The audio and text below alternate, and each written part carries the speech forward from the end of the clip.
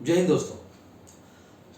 दोस्तों। आज बाजार में एमएलएम यानी मल्टी लेवल मार्केटिंग के कॉन्सेप्ट को लेकर हजारों कंपनियां हैं और रोज रोज नई नई कंपनियां इंट्रोड्यूस भी हो रही हैं।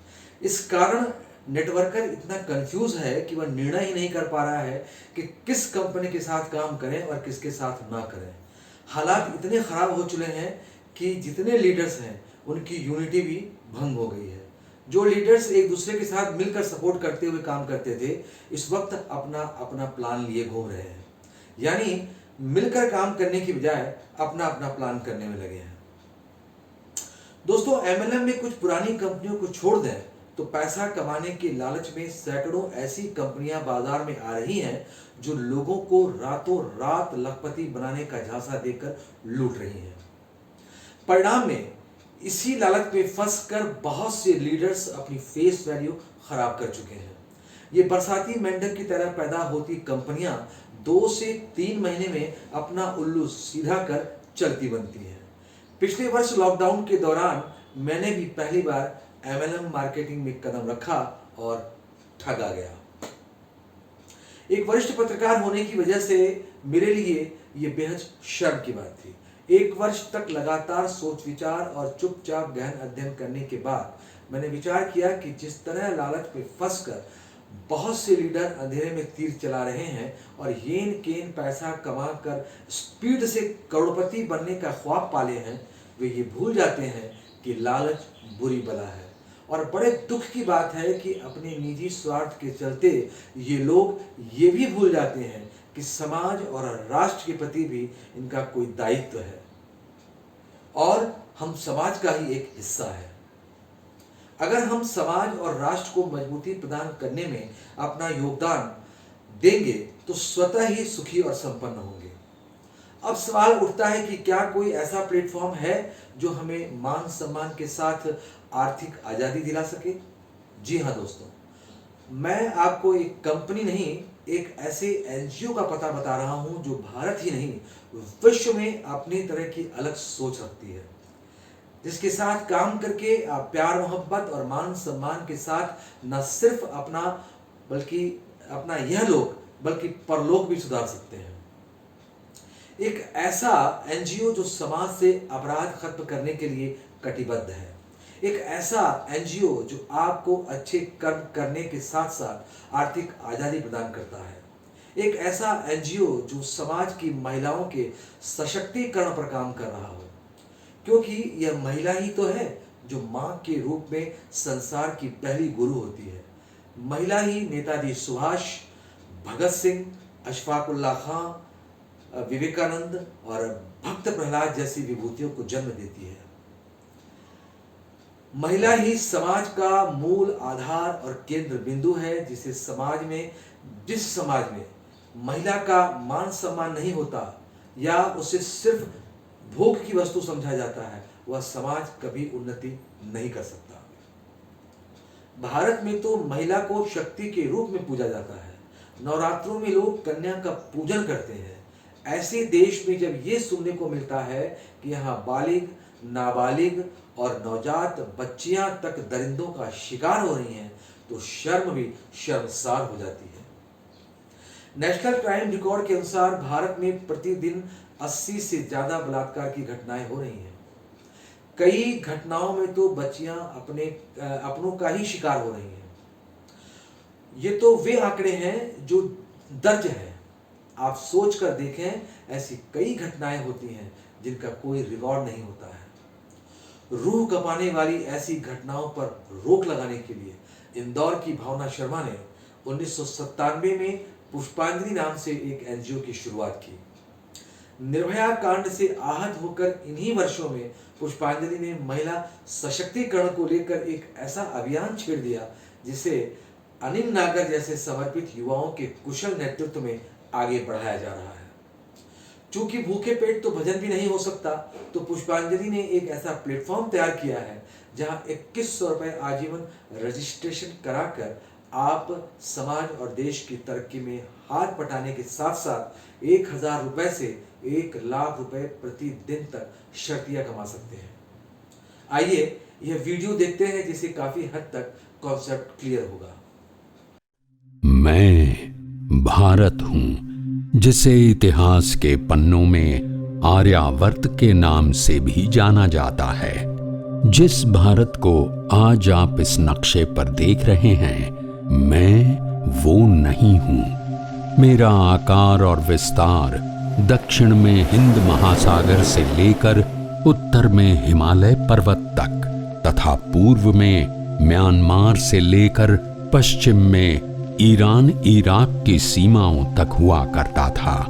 मैं इस पृथ्वी का बहुत ही समृद्ध और शक्तिशाली राष्ट्र था, जहां प्रकृति का सारा आनंद और सुंदरता एक साथ विद्यमान थी, जहां पुरुष को देवता और नारी को देवी के रूप में पूजा जाता था। दोनों को समानता का अधिकार था। शासन और सत्ता पर भी इनका पूर्ण अधिकार था। अपना जीवन साथी चुनने के लिए भी ये स्वतंत्र थे। किंतु जैसे ही समय ने अपना परिवर्तन चक्र चलाया, तब नारी के अपमान में एक नए अध्याय का आरंभ हुआ। चाहे वो रावण हो, दुर्योधन हो या दुशासन, नारी ने अपने सम्मान की लड़ाई लड़ी। समय चक्र और आगे बढ़ा और सर्वप्रथम मुझ पर आक्रमण कर यूनानियों ने मेरे पश्चिमी भूभाग पर अपना आधिपत्य कर लिया और इस तरह हिंद की सभ्यता में कई और सभ्यताओं का प्रवेश हुआ। समय चक्र और आगे बढ़ा, तब मुझ पर तुर्की, उसके बाद मंगोल, फिर मुगलों ने आक्रमण कर अपना आधिपत्य स्थापित किया, जिसके परिणाम स्वरूप जो नारियां स्वतंत्रता और सम्मान के साथ अपना जीवन व्यतीत कर रही थीं, उनको अपने सम्मान और स्वाभिमान की रक्षा हेतु पर्दा प्रथा और जौहर को अपनाना पड़ा। सर्वप्रथम राजा हमीर की महारानी रंग देवी के नेतृत्व में वीरांगनाओं ने अपूर्व जौहर किया। उसके बाद रानी पद्मावती, रानी कर्णावती, रानी फूल कंवर, ऐसी कई वीरांगनाओं ने अपने जीवन की आहुति दी। ये सब देखकर मेरा हृदय छलनी छलनी हो चुका था। मुझे अपनी बेटियों की दुर्दशा चुपचाप देखनी पड़ रही थी। मैं असहाय था। समय का चक्र और आगे चला और पुर्तगाली, डच, फ्रेंच और ब्रिटिश लोगों का व्यापार हेतु आगमन हुआ। ब्रिटिश प्रणाली ने भी मुझ पर और मेरे स्वाभिमान पर आघात किया। तभी मेरे वीर सपूतों और वीरांगनाओं ने मेरी स्वतंत्रता की लड़ाई खुलकर लड़ी, जिसमें रानी दुर्गावती, जीजाबाई, अहिल्याबाई होलकर, झांसी की रानी लक्ष्मीबाई और मेरी अनगिनत वीर बेटियों ने मेरे सपूत बेटों के साथ कंधे से कंधा मिलाकर ये लड़ाई लड़ी और अपना बलिदान दिया। इसके परिणाम स्वरूप मुझे आजादी तो प्राप्त हुई, किंतु मैं दो हिस्सों में बट गया। लेकिन सवाल अब भी नारी के अस्तित्व और सम्मान का था। जहां बेटी को जन्म के पश्चात मार दिया जाता था या उसकी गर्भ में ही हत्या कर दी जाती थी। फिर एक परिवर्तन की लहर आई, जब एक महिला को प्रधानमंत्री चुना गया, जिन्हें हम इंदिरा गांधी के नाम से जानते हैं।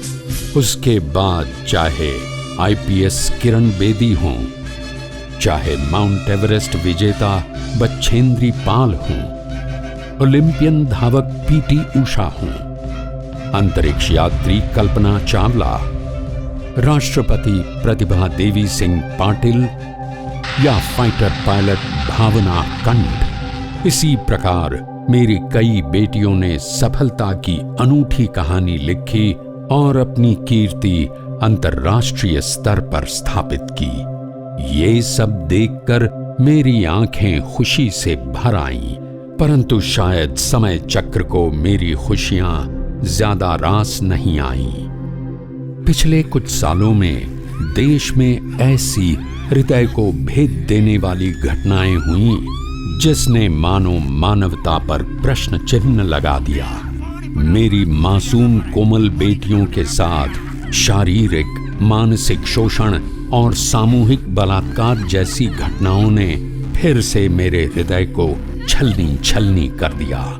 मेरी ही धरा पर जन्मे कुछ मानसिक रोगी या कहूं तो आपराधिक विचारधारा वाले राक्षसों ने भयानक कुकर्म किए, जैसे Mathura rape case 1972, Aruna Shanbaug case 1973, Bhanwari Devi rape case 1992, Priyadarshini Mattoo rape और murder case 1996, Nirbhaya case 2012, Shakti Mills case 2013 Mumbai, Delta Meghwal rape case 2016, Unnao rape case 2017, चलती कार में gang rape case Gurugram 2017, Rohtak Haryana gang rape case 2017, Kathua gang rape case Jammu Kashmir 2018, Hyderabad gang rape case 2019 Priyanka Reddy, Hathras gang rape case 2020। ऐसी अनेक घटनाओं के बाद मेरी बेटियां स्वयं को असुरक्षित महसूस करने लगीं। लेकिन कहते हैं, जब भी पाप अपनी चरम सीमा पर होता है तब उसके विनाश के लिए कोई न कोई अवतार धरती पर जन्म लेता है। इसी परिप्रेक्ष्य में मेरी ही बेटी डॉक्टर भावना शर्मा ने क्रांति का बिगुल बजाया और इस विचारधारा को लेकर पुष्पांजलि का जन्म हुआ कि जिस प्रकार एक बेटी की शिक्षा, उसकी बेहतर जीवन शैली और जरूरतों पर माता पिता अपना सर्वस्व न्यौछावर कर देते हैं, लेकिन आज अपने घर से चाहे नौकरी के लिए या पढ़ाई के लिए बाहर जाने वाली लड़कियों के पर्स में महंगे मोबाइल और मेकअप किट तो मिलते हैं, लेकिन आत्मरक्षा के लिए कोई हथियार नहीं मिलता। तो क्या ऐसे समय में हमारी बेटियों को आत्मरक्षा का प्रशिक्षण देना अनिवार्य नहीं हो जाता? इसी विचारधारा के साथ पुष्पांजलि का उद्देश्य बेटियों को सक्षम और शक्तिशाली बनाना है।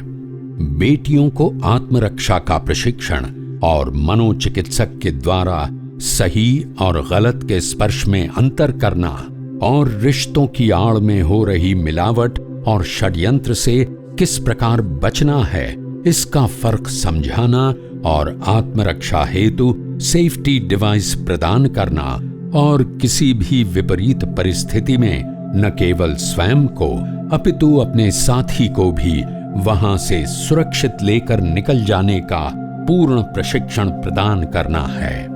अब मेरा आप सभी से एक ही सवाल है, क्या हमारी बेटियों को शक्तिशाली नहीं होना चाहिए? बेटी सदैव माता पिता की लाडली होती है।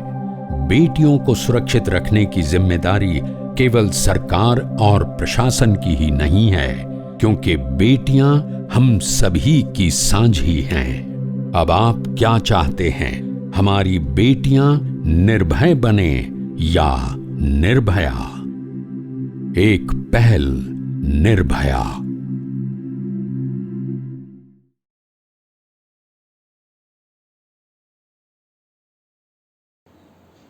चूंकि यह नॉन प्रॉफिटेबल ऑर्गेनाइजेशन है तो 100% पैसा वॉलंटियर में ही बट जाता है।